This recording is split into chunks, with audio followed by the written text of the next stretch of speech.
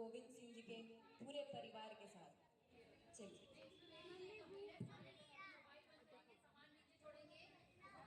एक भावुक अपील है।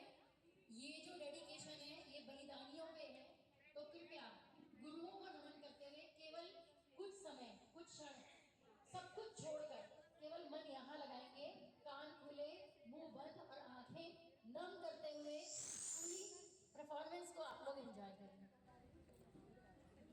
हेलो दोस्तों, मेरे ब्लॉग में आपका फिर से स्वागत है। तो आपको दिखा रहे हैं हम नुक्कड़ नाटक के जरिए तो कि गुरु गोविंद के परिवार के साथ क्या क्या हुआ था 21 दिसंबर से लेके 27 दिसंबर तक।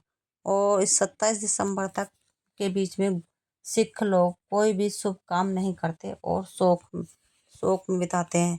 किस प्रकार इसमें बताया गया किस प्रकार गुरु गोविंद सिंह के पूरे परिवार को मुगलों ने समाप्त कर दिया था, मतलब। और उनके 4 बेटे थे और बीवी थी, जिनको जो शहीद हो गए थे लड़ते लड़ते। मुगलों और इनमें जंग छुड़ गई थी जो सिखों में, जिसके कारण पूरा परिवार इनका शहीद हो गया था। और हंसते हंसते उन्होंने अपने प्राण को न्यौछावर कर दिया, पर अपना धर्म को बिल्कुल नहीं बदला और धर्म परिवर्तन बिल्कुल नहीं किया। और तो आगे सुनते रहिए क्या हुआ।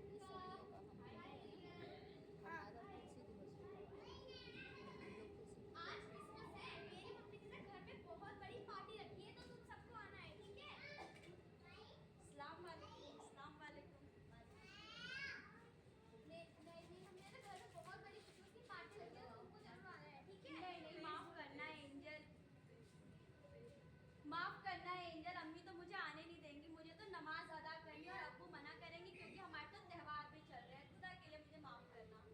एंजल मैं भी नहीं आ पाऊंगी। 25 तारीख को हमारा तुलसी पूजन दिवस है। घर में पूजा भी रखी है और हमें बहुत से पकवान भी बनाने हैं।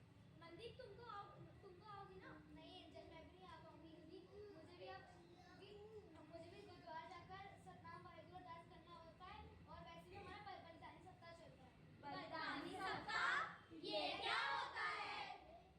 तो चलो चलते हैं उस सन में जहाँ सिखों के 10वें गुरु श्री गुरु गोविंद सिंह जी का पूरा परिवार बलिदान हो गया था। पूरा परिवार बलिदान हो गया था? कब? क्यों? कैसे? चलो चलो चलो चलो चलो चलो रे चलो चलो चलो चलो चलो चलो चलो चलो रे चलो चलो। तो चलिए दोस्तों, अब हम चलते हैं बलिदानी सप्ताह की ओर। बलिदान सप्ताह की शुरुआत 8 महीने पहले हो गई थी, जब मुगलों द्वारा गुरु गोविंद सिंह जी और अन्य सिख बंधुओं को आनंदपुर साहिब के किले में बंदी बनाकर रखा गया था और मुगलों ने किले पर आक्रमण कर दिया था। गुरु गोविंद सिंह जी मुगलों से लड़ना चाहते थे, लेकिन अन्य सिखों ने उन्हें चलने के लिए कहा। वह सब किला छोड़ निकल पड़े। गुरु गोविंद सिंह जी के साथ 20 दिसंबर को सभी किला छोड़कर निकल पड़ते हैं। 21 दिसंबर को मुगलों के आक्रमण से जो पर्वत विचोरा सिरसा नदी के पास है, गुरु गोविंद सिंह जी का पूरा परिवार वहां बिछड़ जाता है। माता गुजरी और दोनों साहबजादे अलग हो जाते हैं। और मुगल उनको बंदी बनाकर लेकर चले जाते हैं। 22 दिसंबर वो तारीख जब चमकौर की भीषण युद्ध शुरू हुआ था। एक और वीर प्रतापी खालसा सेना जो गुरु गोविंद सिंह जी द्वारा आगे बढ़ती है, और दूसरी ओर निर्दयी कपटी मुगलों की सेना। 23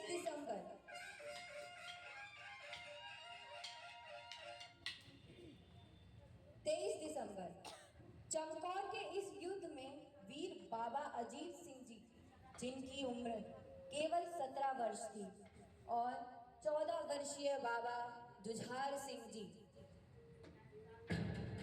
जैसे गुरु गोविंद सिंह जी के दो अभिन्न अंग खूब शौर्य और मन में धर्म के प्रति निष्ठा के साथ लड़े और वीर गति को प्राप्त हुए। इसके साथ साथ 24 दिसंबर को कई अनगिनत शौर्य से भरे सिख शेर वीर गति को प्राप्त होते हैं।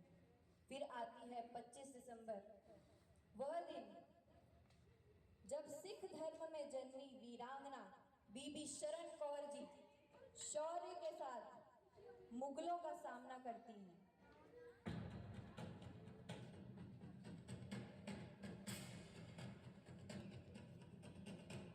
युद्ध में वीर गति को प्राप्त हुए वीरों को आखिरी श्रद्धांजलि देती हैं और एक शेरनी की तरह लड़ते हुए वीर गति को प्राप्त होती हैं।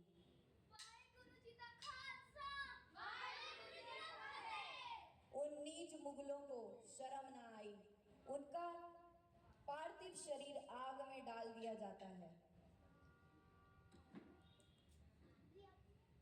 26 दिसंबर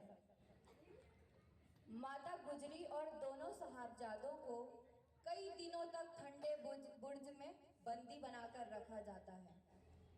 पूरा प्रयास किया जाता है कि उनकी हिम्मत तोड़ दी जाए, जिससे कि वो इस्लाम धर्म कबूल कर लें। 27 दिसंबर वो दिन जिस दिन दोनों साहबजादे शौर्य के साथ अपने धर्म पर अडिग रहे। कितने ही लालच दिए गए पर उन्होंने एक न सुनी और बलिदान हो गए।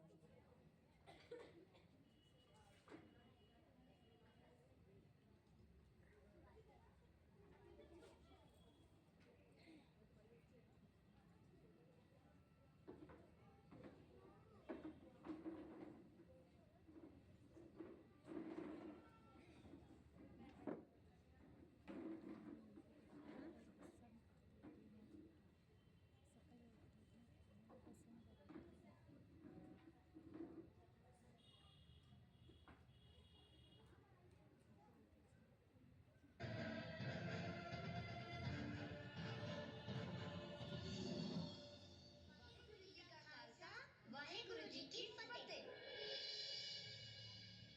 ये इन बच्चों ने क्या कहा? भाई यहाँ आकर तो हर कोई सलाम करता है। भाई बच्चों से बहुत बड़ी गलती हुई है। ये सरहद के नवाब वजीर खां का दरबार है। यहाँ आकर कोई भी शख्स किसी गुरु की फतेह नहीं बुला सकता। चलो बच्चों, नवाब साहब से माफी मांगो और अदब से सर झुकाकर सलाम करो। हम वाहेगुरु में ही यकीन रखते हैं, उस परमात्मा आगे ही झुकते हैं जो आत्मा के रूप में हर किसी के अंदर बसा है। उसके बिना हम अपना सर और किसी के सामने नहीं झुकाते। ये काफिरों की बोली है।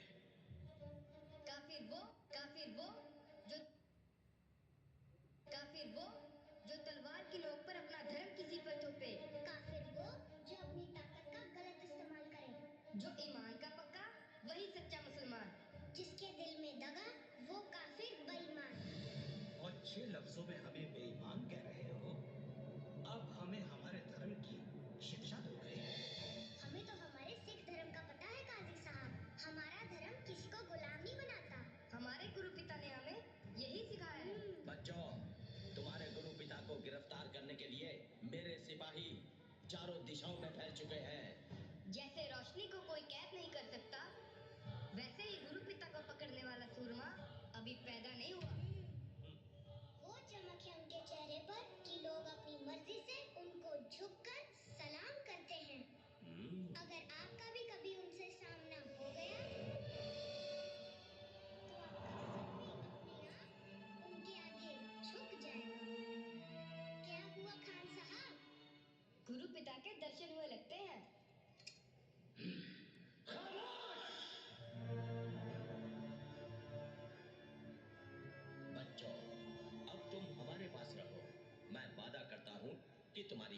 जरूरत पूरी की जाएगी।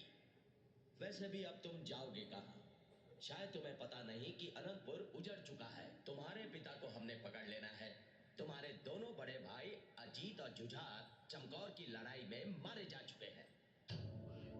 आपका क्या यकीन करना, आपकी तो नीयत ही ठीक नहीं है खान साहब। बिना किसी जुर्म हमें बुर्ज में कैद किया हुआ है। हाँ साहब बिल्कुल ठीक कह रहे हैं बच्चों, इनका धर्म कबूल करो, नहीं तो अपने भाइयों की तरह मारे जाओगे। हमारे धर्म ने हमें मरना पहले सिखाया है, इसलिए हमें मौत का डरावा मत दो। बच्चों, मौत की नहीं, जिंदगी की बात करो। तुम जो चाहोगे वही मिलेगा। रहने के लिए ऐशो आराम और महल, राजकुमारों की तरह ठाठ बाट। और अगर मैं कुछ भूल रहा हूँ तो तुम मुझे याद करवा देना। हाँ? याद दिलाता हूँ, वो याद दिलाता हूँ जो मेरे दादाजी गुरु तेग बहादुर जी ने कहा था उन कश्मीरी पंडितों को, जिन्हें उनके धर्म परिवर्तन के लिए मजबूर किया जा रहा था। दादाजी ने कहा था उन जालिमों को कहो पहले गुरु का धर्म बदलो, अगर गुरु ने धर्म बदल लिया तो तुम सब भी खुशी खुशी धर्म बदल लोगे। हाँ हाँ याद है। तो फिर जिनके दादाजी ने किसी का धर्म बचाने के लिए अपना शीश दे दिया, आप उनके पोतों को अपना धर्म कबूल करने के लिए कह रहे हो? सोच लो, कहीं कोई गलती तो नहीं कर रहे? इतने छोटे बच्चे और इतनी बड़ी जुबान, इतना बड़ा वजीर और ऐसे नीच काम, भरे दरबार, शरेआम। गुस्ताखी की सजा ते सुनना चाहता। बागी गुरु के बागी बच्चों, हमारा धर्म कबूल करो या बेरहमी से मरने के लिए तैयार हो जाओ। पहला मरण कबूल, जीवन की छठ आस, हो सबना की रहन का, तो आओ हमारे पास। काजी साहब, फतवा। मेरा फतवा तैयार है खान साहब। इनको जिंदा दीवार में चिनवा दिया जाए।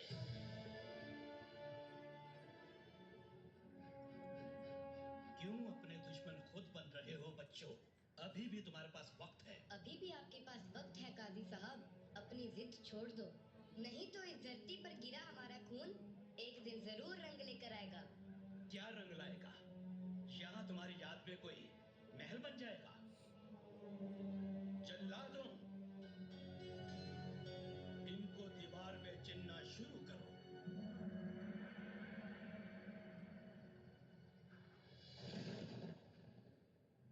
त्रिकोंकार सतनाम कर्ता पूरक निर्भव निर्वैर अकाल मूरत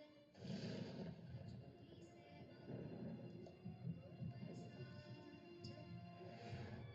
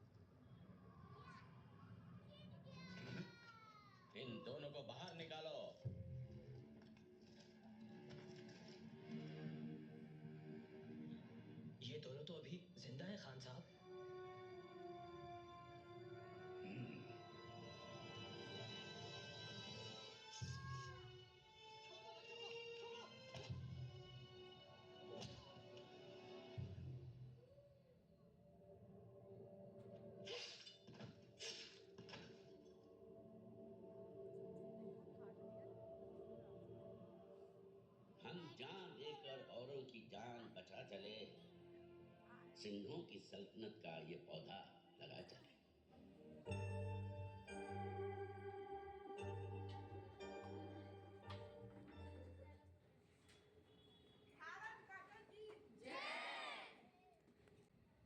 वाहेगुरु जी दा खालसा वाहेगुरु जी की फतेह। और ये थी हमारी छोटी सी नुक्कड़ नाटक की वीडियो। अगर आपको मेरी वीडियो पसंद आई हो तो प्लीज़ इसे लाइक शेयर ज़रूर करना और ज़्यादा से ज़्यादा